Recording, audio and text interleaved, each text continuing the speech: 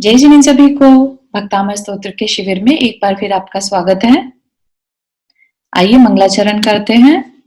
नमो अरिहंताणम, नमो सिद्धाणम, नमो आयर्याणम, नमो उवज्जायाणम, नमो लोए सवसाहुणम।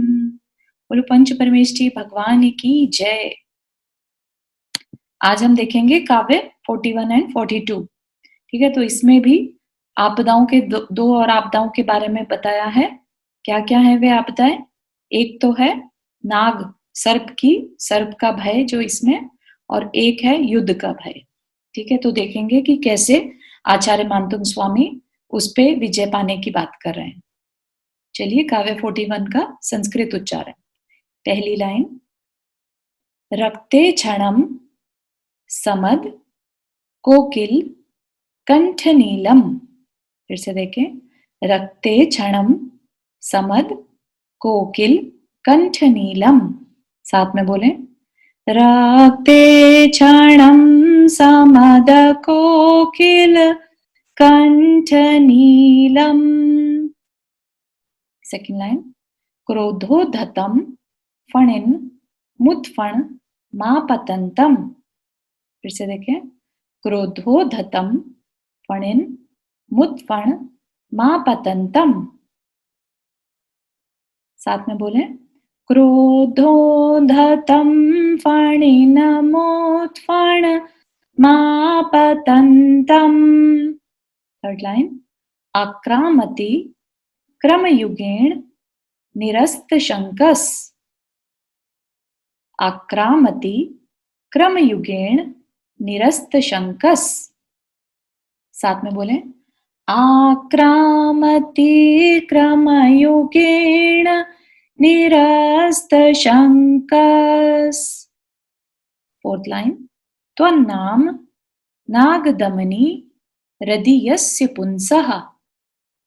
त्वन्नाम नागदमनी हृदयस्य पुंसः। साथ में बोले, त्वन्नाम नागदमनी हृदयस्य पुंसः। चारों लाइन को एक साथ पढ़ते हैं, साथ में बोलिए।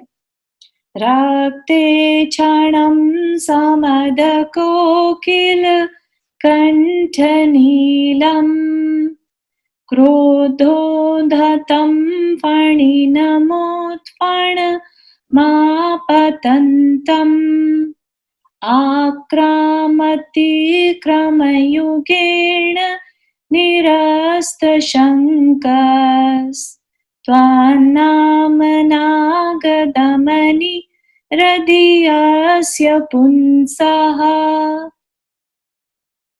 यहाँ पर संस्कृत उच्चारण पूरा हुआ। English pronunciation.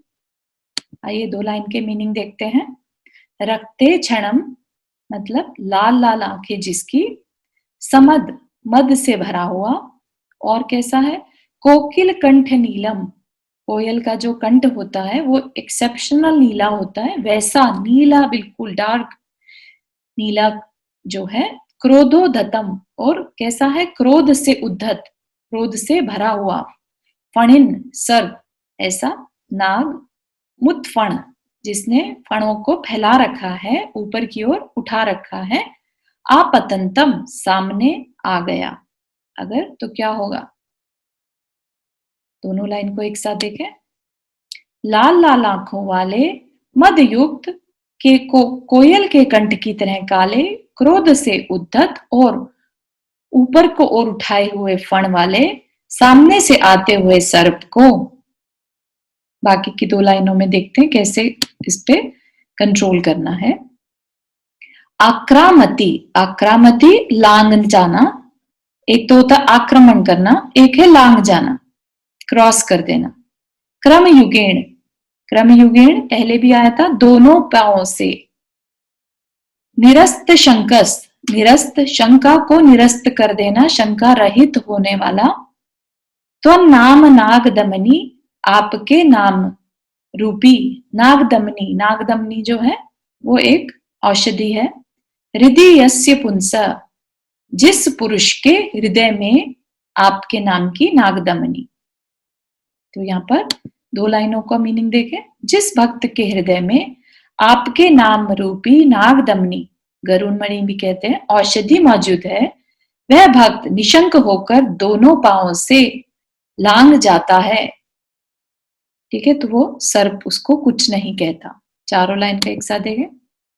जिस भक्त के हृदय में आपके नाम रूपी नागदमनी औषधि मौजूद है, वह भक्त कैसा? लाल लाल आंखों वाले, मद युक्त और कोयल के कंठ की तरह काले, क्रोध से भरे हुए, ऊपर की ओर फण को उठाए हुए, सामने से आते हुए सर्प को निशंक होकर दोनों पैर से लांग जाता है।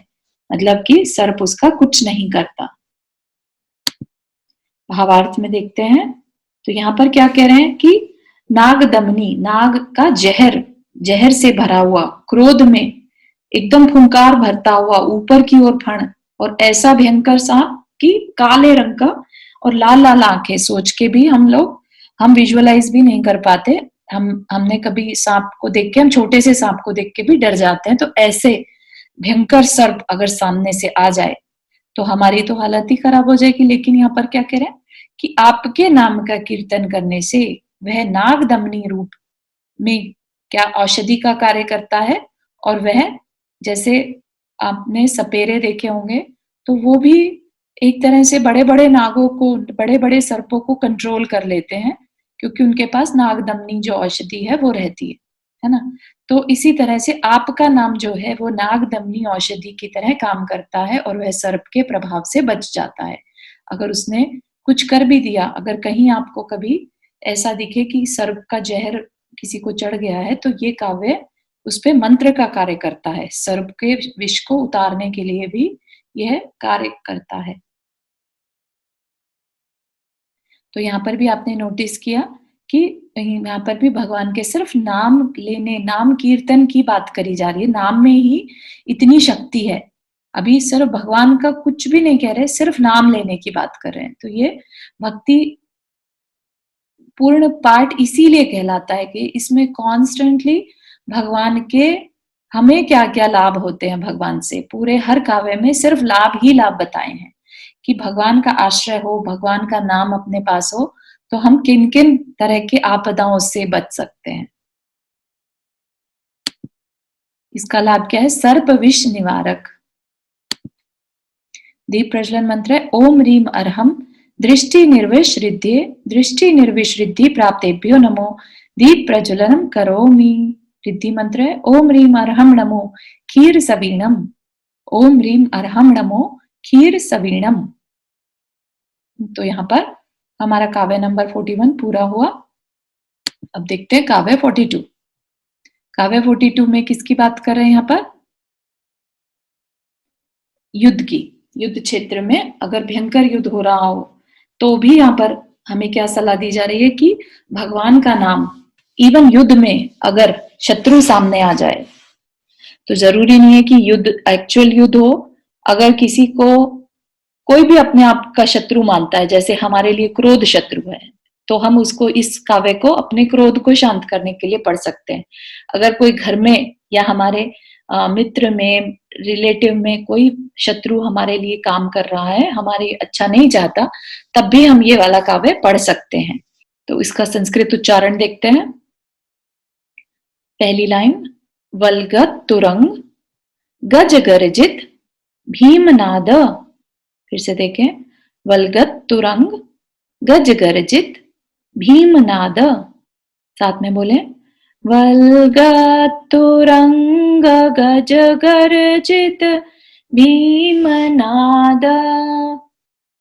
सेकेंड लाइन, माजौ बलम बलवता मपि भूपतीनाम। माजौ बलम बलवतामपि भूपतीनाम।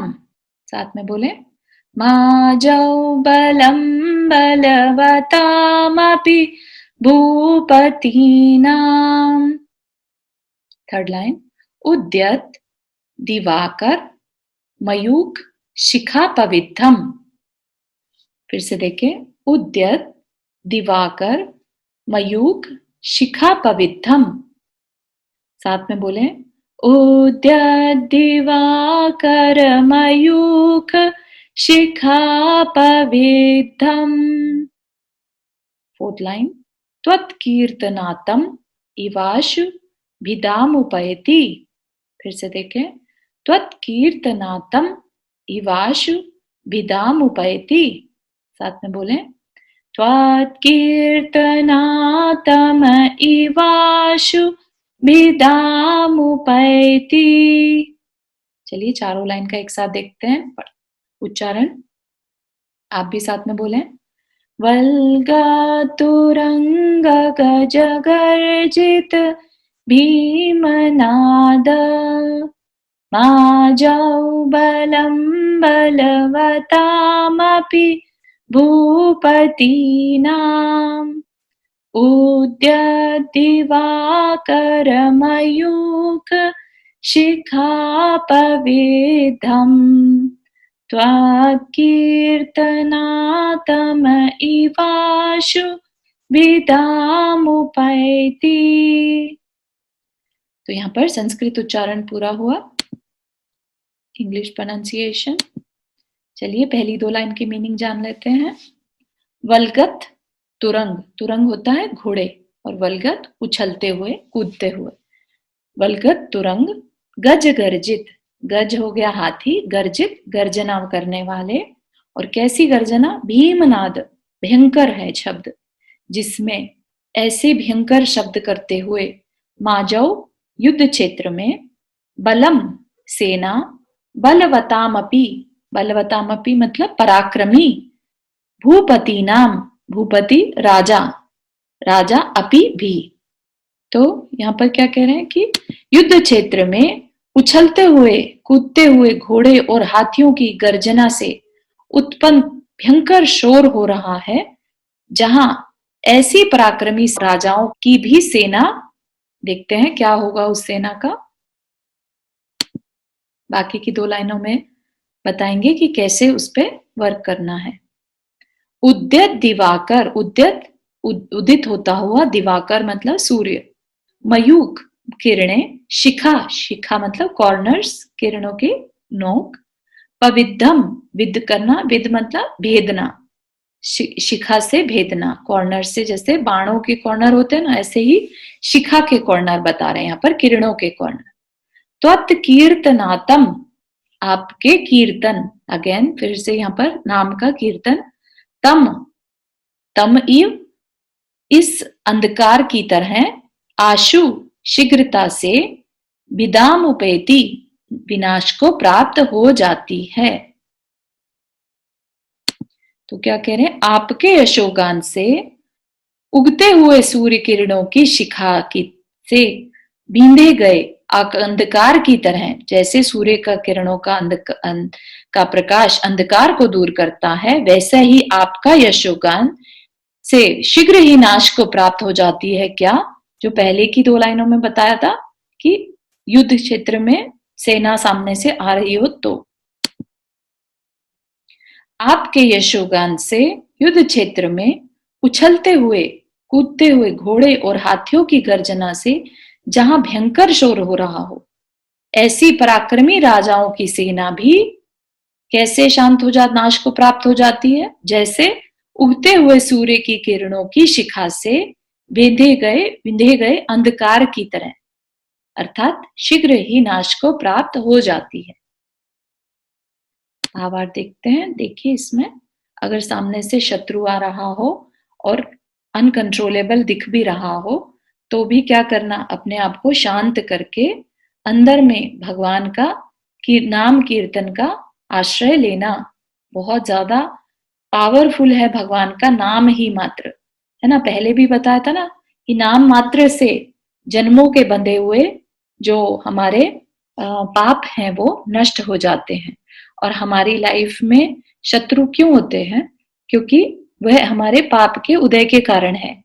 तो अगर हम भगवान का नाम लेंगे तो हमारे पापों का क्षय होगा, और पाप का क्षय होगा तो जो शत्रु हैं वे भी हमारी लाइफ से चले जाएंगे, क्योंकि वह पाप के कारण ही आते हैं हमारी लाइफ में।